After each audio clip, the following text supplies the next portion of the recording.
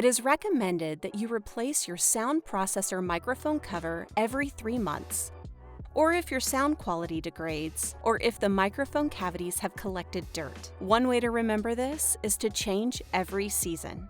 The microphone protectors or filters on your sound processor are attached to the underside of your sound processor's cover. You should check them for signs of dirt or grime every day. To replace the microphone cover, 1. Place your fingernail in the slot at the base and lift firmly. Slide your fingernail around both sides to release the cover.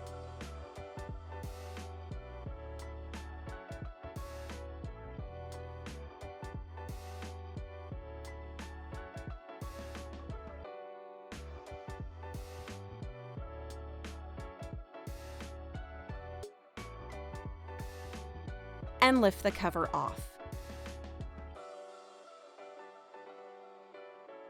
Do not touch the microphone filters, as this could cause damage to your sound processor.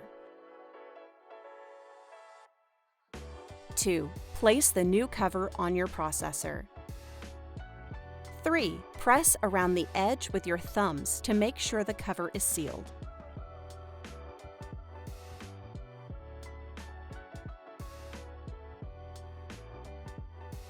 For more information, visit our website.